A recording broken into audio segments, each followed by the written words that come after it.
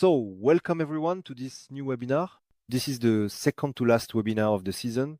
Let me just give a quick reminder about the next webinar, which will be next week, and will be the last one next Tuesday at 11:30 as usual, which will focus on the evaluation of teaching. This is a real topic in schools, and it's coming up more and more on our end. So it's about the evaluation of teachers by students. So it's something quite interesting. So don't hesitate to sign up so you can check it out.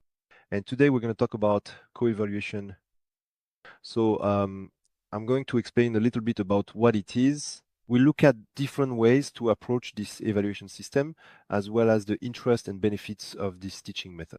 I'll show you a few use cases, the way teachers in schools have used this system on our platform. And then to finish, for those who wish to stay, I'll give a brief presentation of the platform. So on Challenge Me, how do you create this type of evaluation? To start off, I'll quickly introduce myself. My name is Florent, and I'm a coach at Challenge Me. We work with most higher education institutions, whether they are universities, business schools, or other higher education schools, and so on. We're directly integrated with these schools' tools to make things easier, both for teachers and for students. So as I was saying, we are integrated with tools like Moodle, Blackboard, Brightspace, and so on. So let's get straight to the point and talk about peer assessment. I've outlined a bit of what we're going to cover. I'll start with a quick definition of peer assessment and its benefits, both for students and teachers. Then how do we set up this kind of activity? The different formats. I've prepared 3 or 4 nice little formats for you. Of course, there are many others, but I've chosen the most interesting and relevant formats, let's say. Then a brief definition about the value of Challenge Me actually in using this type of assessment. And finally, as I mentioned, I'll go straight to the Challenge Me platform and create a challenge to show you how it works. So co-assessment, to explain a little bit what it is, or at least what we call co-assessment, is simply a method of evaluation that involves several types of graders, whether they are students, teachers, external contributors, professionals from the industry, and so on. We can even imagine people who are students, but at a higher level and so on, who would come in to assess. And in fact, co-assessment is peer assessment plus assessment by another type of grader profile. So this will obviously enrich the diversity of feedback and provide additional complementary feedback. That's it. And so quickly regarding the benefits, what's interesting is that you can implement this type of assessment, co-assessment, with really any kind of evaluation, whether you want to assess group work or individual student work, such as CVs, videos, PowerPoint presentations, posters, and so on. Or even in class presentations, directly when you want groups or students to present their work in class, you can absolutely set up co-assessment. You'll see this in the scenarios I'll present to you soon. That works really, really well. So this will allow for feedback from different profiles, let's say, more professional feedback from the teacher or an external contributor, and more typical feedback in the sense that students will speak the same language when giving each other feedback. So we'll really have different types of feedback, each serving its own purpose, which will help students improve their work afterwards. This will allow for the crossing of perspectives precisely to achieve a richer and more nuanced evaluation. So precisely, it's not just about having the teacher's perspective giving feedback, but also getting potentially completely different feedback on how the student's work is perceived by other students. This will actually make evaluations easier for teachers, because we can imagine, in fact, having a multitude of assignments evaluated by students as well as by several teachers.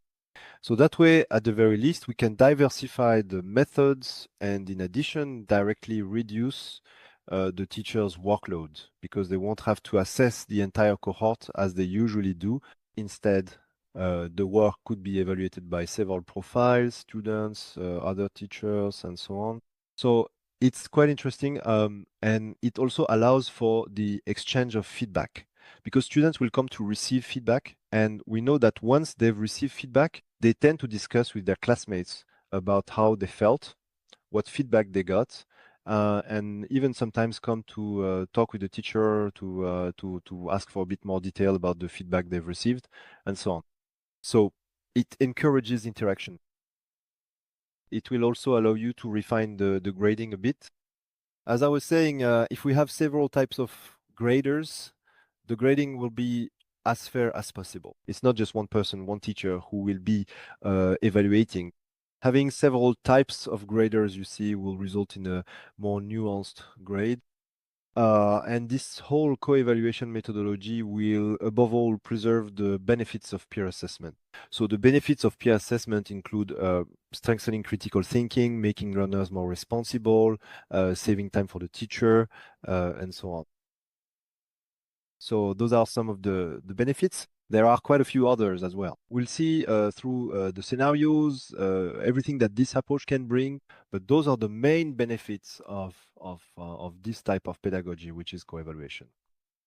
Now let's take a look at the key points here, what needs to be checked before implementing this kind of activity, and what you should keep in mind when you want to set up this type of activity.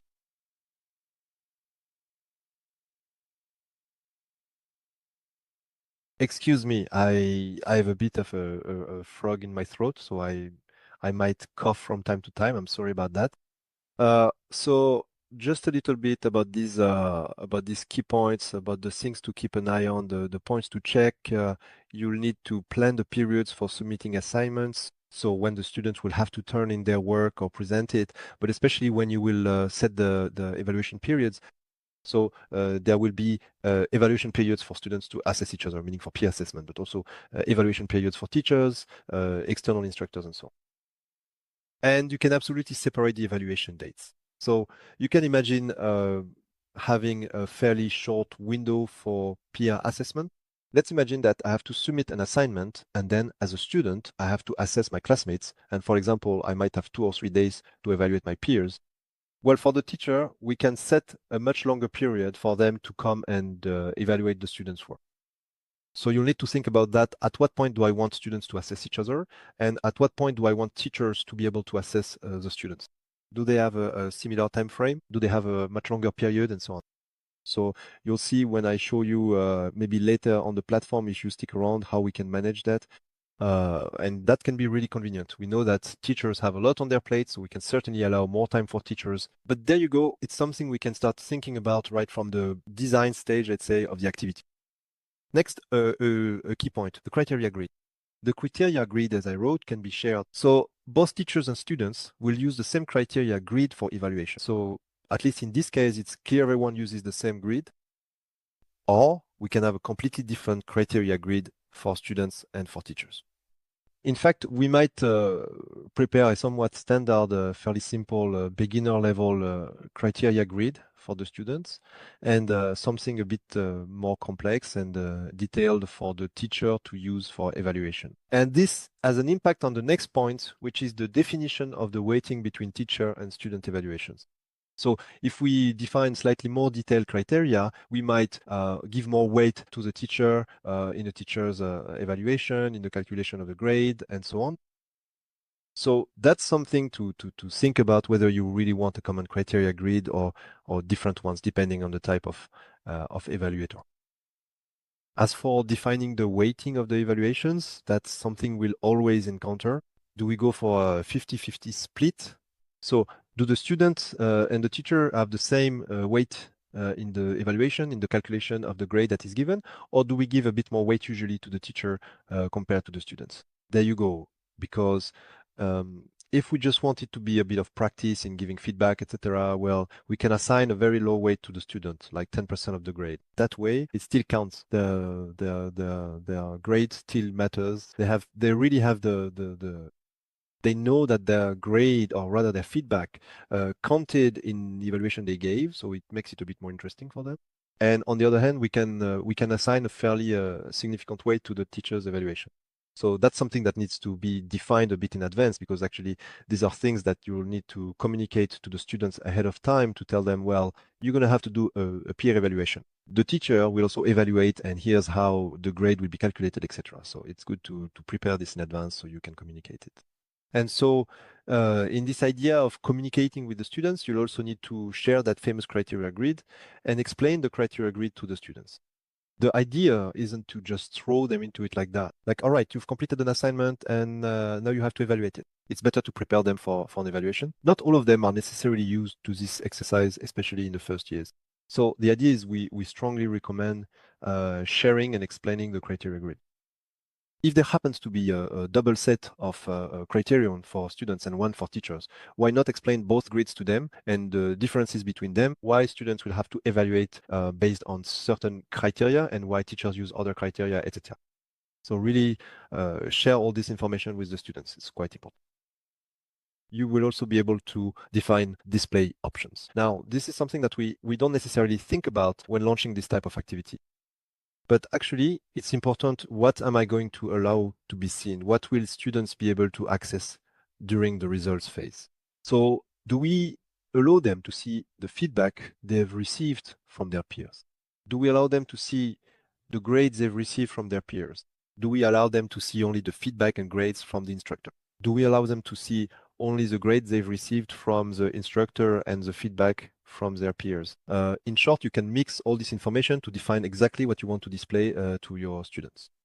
So for example, sometimes we might say, well, the feedback exercise was interesting for the students, so I'll allow them to see the feedback they gave each other. On the other hand, the grade, I'm going to hide it. It's not necessarily important. It might count for 10%, but it's not something they necessarily need to be aware of. So I don't display the grade they gave each other. That way, they focus only on the feedback.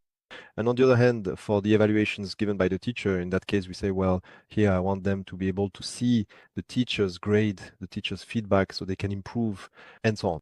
So there you have it. You'll be able to set quite a few display options in detail, but you need to think about it from the start. That way you really know what you want to do and what you're going to set up when you create your activity. Still with the goal of providing feedback to students. Well, the point is also to teach them how to give feedback so that the feedback is, on the one hand, considerate, of course, but above all, useful.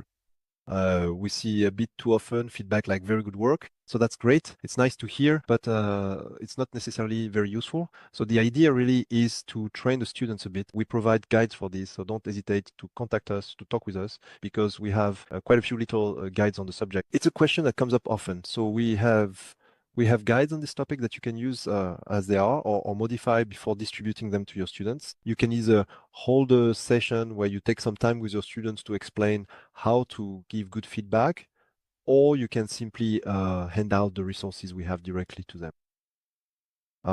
And then, as well, this isn't necessarily specific to co-evaluation. It's true for any kind of peer assessment. It's important to provide a bit of guidance for the evaluation to make sure everything goes smoothly, that the instructions are properly followed, and so on.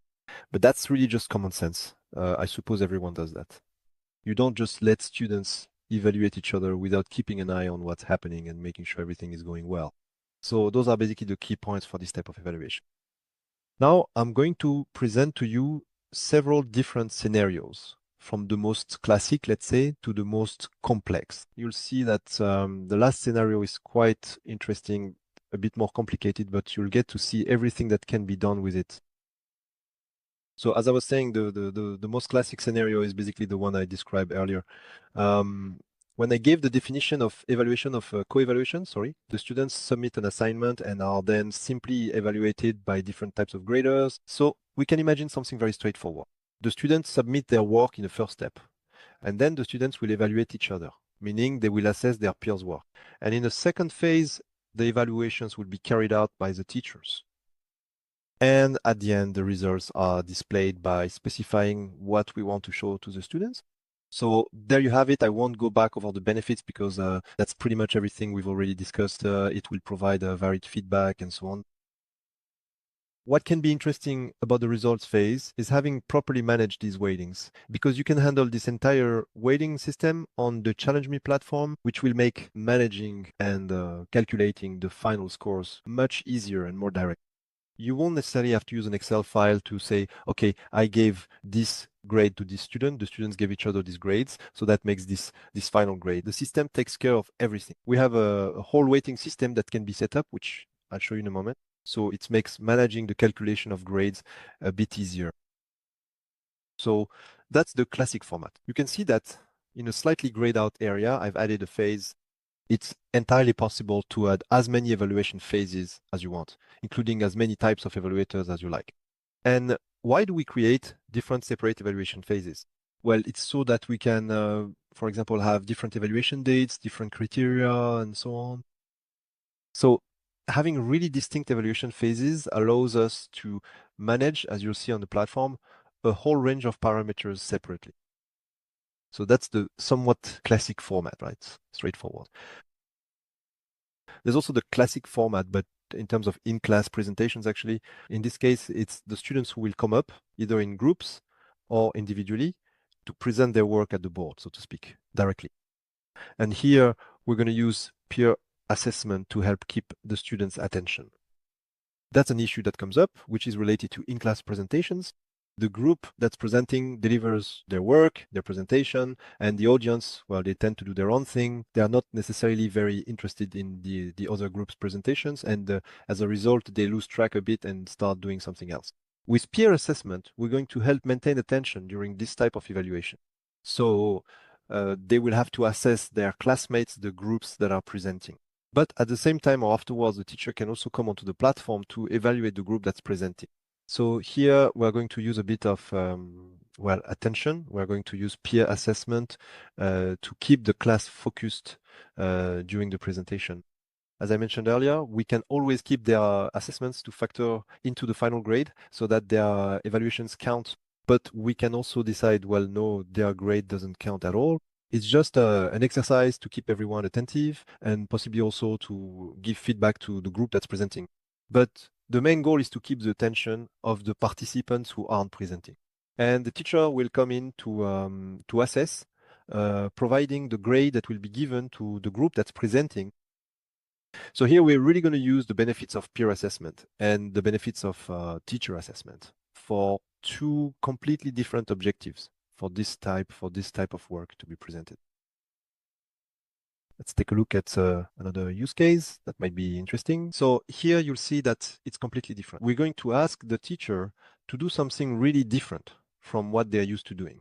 Instead of evaluating the assignments, they will evaluate the students' feedback. So here this will happen in INSO in 4 steps. We'll still ask the students to submit an assignment on the platform. Then in a second step, the students will evaluate each other. So they'll give each other feedback and so on. So here we're really going to focus the instructions and criteria on making sure that it actually generates feedback.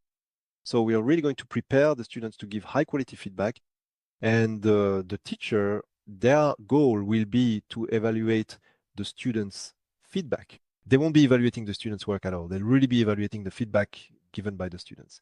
And they can use the feedback grade to directly adjust the grade for the work itself. So we'll really have a grade given by peers for the work and a grade given by the teacher for the feedback.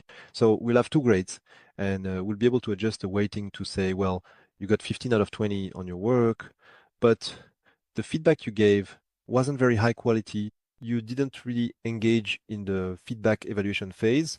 So you got a 10 out of 20 for that. And as a result, your final grade isn't 15 anymore, but 12 and a half if we assume it's a 50-50 weighting. So this will allow for individualized feedback on the quality of a student's evaluation work. So this is quite an interesting use case where the teacher no longer focuses at all on the work produced, but only on the evaluations given by the students. So here again, it's important to prepare the students and make it clear to them that the work they submit on the platform is important. The work they have to do is important. But the evaluations they will carry out are just as important, because that's also what will be assessed by the teacher. And now I'm going to show you the last use case, which is a little more complex. So I'm going to explain it to you in detail. By the way, if you have any questions about it, don't hesitate to ask. If there's anything you don't understand, feel free to ask a question. So here, let's imagine we're at an event, like a hackathon, business game, and so on. And here, what we're going to do is, with the final goal, select a top 10, and this top 10 can be evaluated by the students and a jury. Let's imagine we have about 50 groups. It can be difficult for the jury to evaluate them, especially since these types of events usually last 2 or 3 days at most. So it can be challenging to assess around 50 projects. So here the idea is to use peer assessment in 2 stages. First, to have peer evaluation and select the top 10. And then it's this top 10 that will be evaluated by the jury. And in addition, we can still always include the students in this evaluation of the top 10.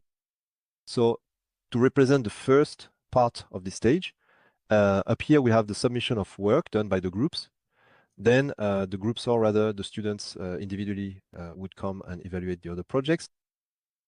At the same time, they would also evaluate the members of their group. Next, there would be a brief phase for sharing the results so that the students can review the evaluations they have received not only on their work, but also from the members of their group in order to adjust their work accordingly.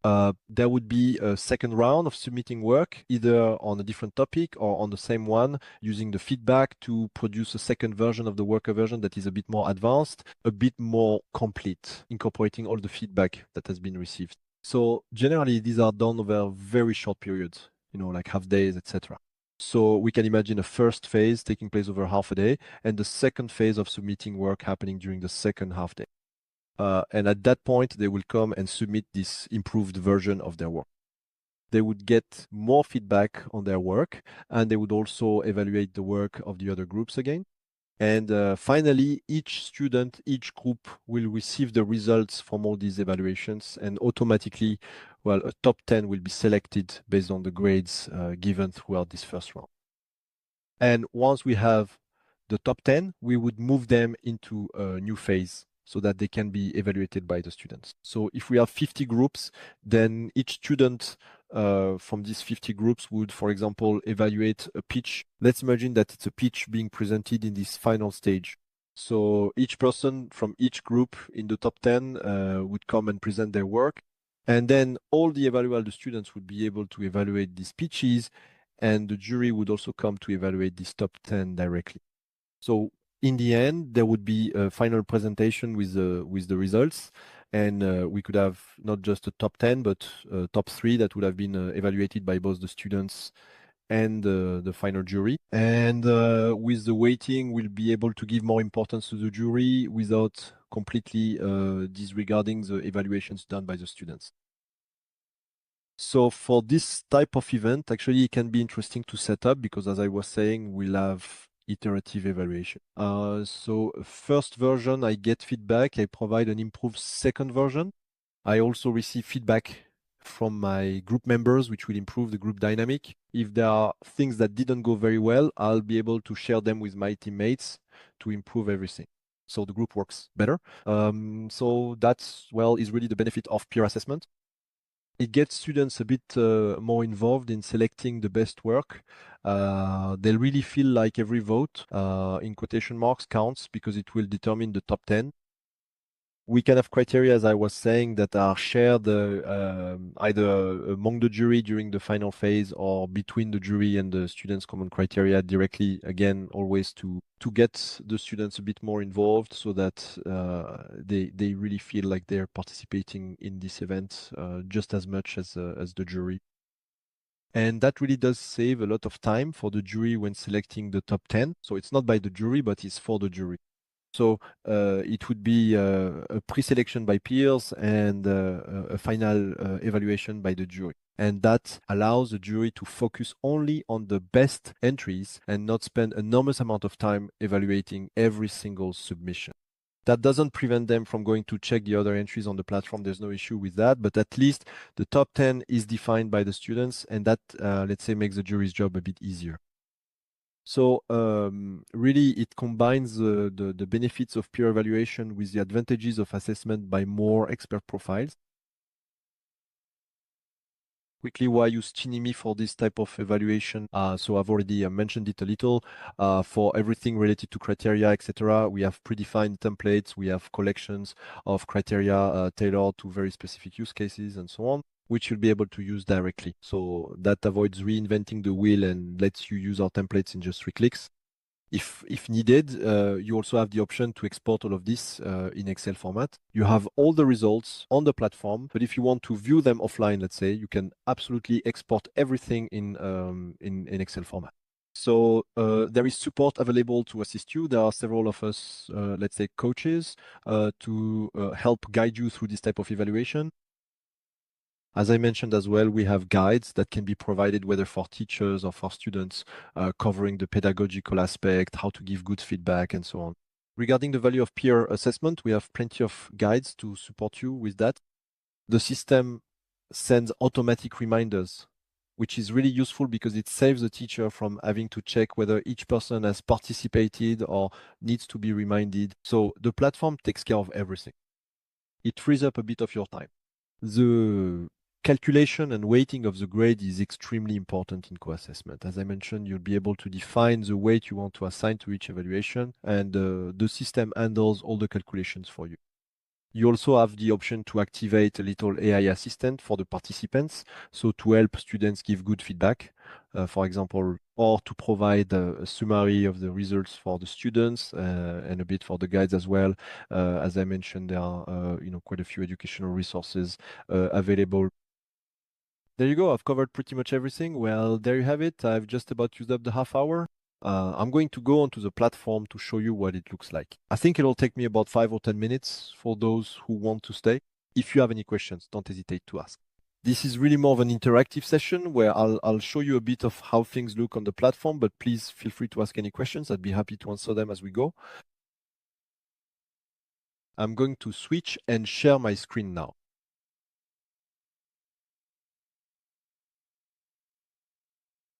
I'm going to put this here. Can you all see my screen clearly? Is everything okay? Perfect. Perfect. Thank you. So right now, I'm on the Challenge Me platform. The idea is that, as I was saying, we are integrated with school tools like Moodle, Blackboard, Brightspace, and so on. So here, the idea is that you've already added a Challenge Me activity to your course, and you've clicked on it to set up your challenge, and you arrive at this window, exactly this window here, where you can create a challenge.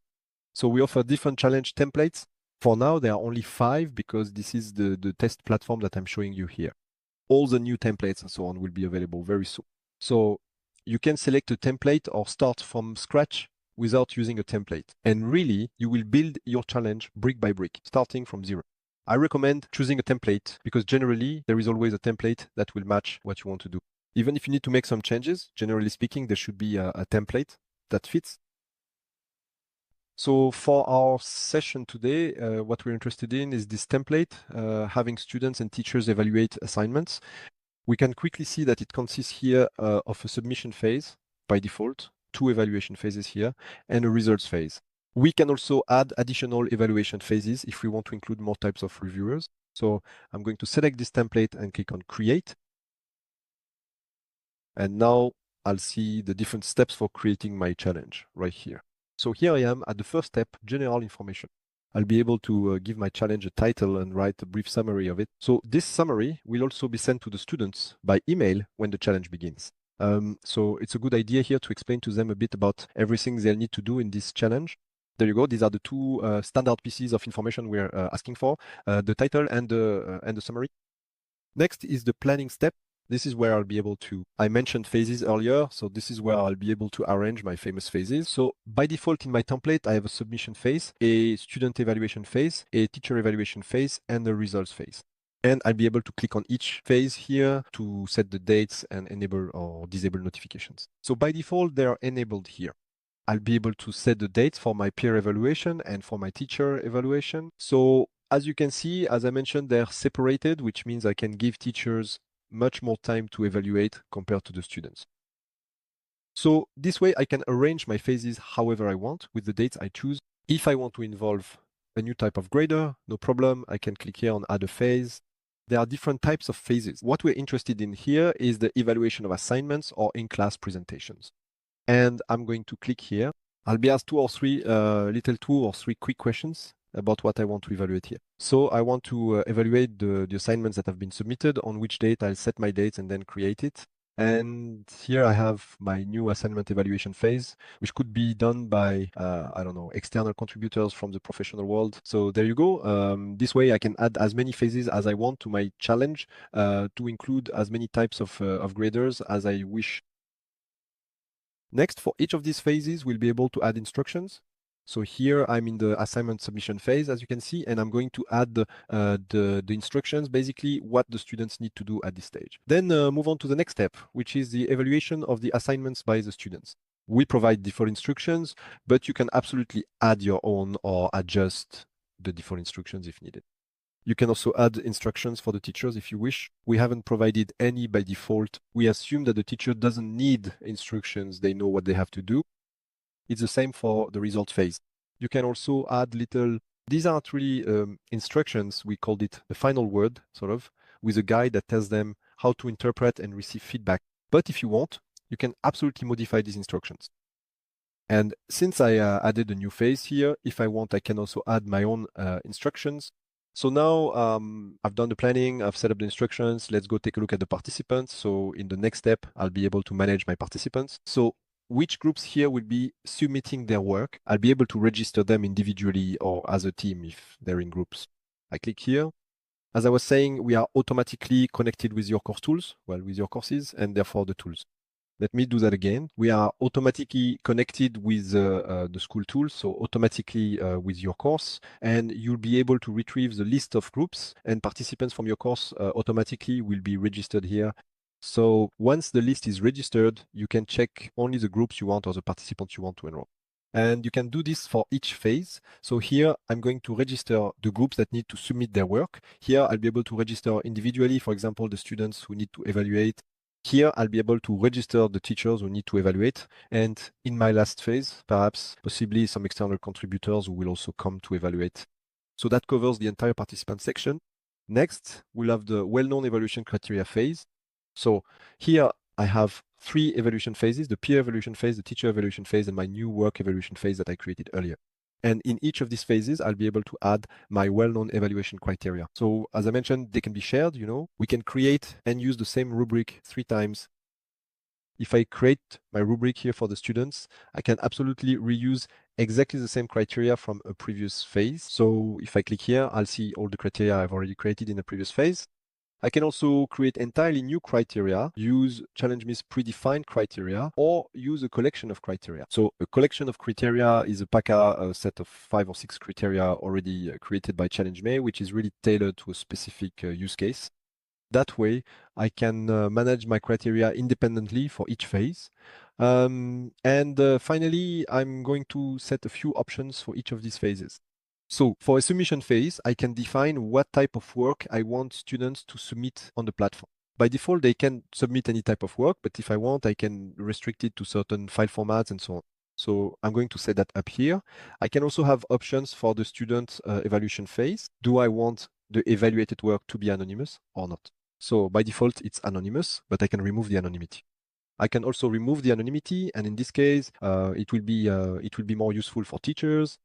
So I'm going to say yes, teachers can see the names of the people who submit work. That way, they have both the work and the name of the group or person who submitted it. This is generally the most common use case. This option is enabled.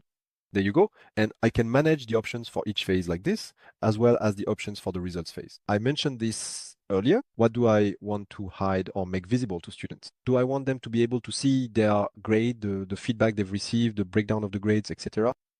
And here, the well-known weightings for each evaluation phase. So do I want the students' grades to have the same weight as the teachers' grades? If not, for example, I can set, say, a coefficient of 3 for the teachers, and the teacher's grade will count for 3 times more than a student's grade. So you'll be able to manage all of that directly here on the platform.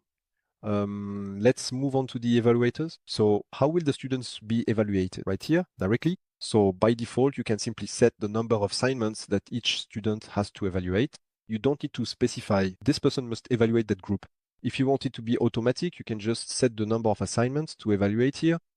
It's the same for teachers. You can set a different number of assignments for them. So if you want the teachers to evaluate all the assignments, then you just enter the number of participating groups. But if you want them to evaluate only half, well, if I have 10 groups, you put 5 here. If I have 2 teachers, then each teacher would automatically be assigned 5 groups. There you go. You don't have to do this somewhat manual distribution of assignments to be evaluated, but you can, if needed, if you want specific teachers to evaluate certain groups, that's possible here. You also have manual assignment options here. And as soon as we have teachers enrolled here, in my example, I don't have any enrolled, but as soon as we have teachers enrolled, we can assign assignments to certain teachers to say, well, I want this teacher to specifically evaluate the work of these groups, this group, that group, etc. So that's the flexibility of automatic assignment, but also the robustness of manual assignment. As I mentioned, there's also a bit of AI involved. You can enable it if your school has chosen the option. You can activate AI assistance for the participants. It's great for the participants as it allows students to be guided in how to give feedback or to receive a summary of all the evaluations they've received. So it all happens here. And once you've set up these steps, that's it, you're done. You can directly publish your challenge or switch to preview mode to see from the student's perspective how it will look, and even from the teacher side, since teachers will also participate. So you can click here to get a sense of how it will appear. There you go. I've just given you a quick overview of how you can create this type of assessment on the platform. So it took me about 10 minutes, so that's good. I'm right on time. If you have any questions, please don't hesitate to ask them directly. I'm available, whether it's now, if you'd like to unmute your microphone, or by email directly at coach@challenge.me online. You can absolutely contact us, and we'll be happy to respond to you directly at that address. Is everything clear for you? That was extremely clear. Thank you very much, Florent. Perfect. Thank you very much. Perfect. Thank you. Well, maybe see you next week for the final webinar. And I wish you a good lunch and a pleasant afternoon. Thank you very much. Have a great day, everyone. Have a great day. Thank you. Goodbye.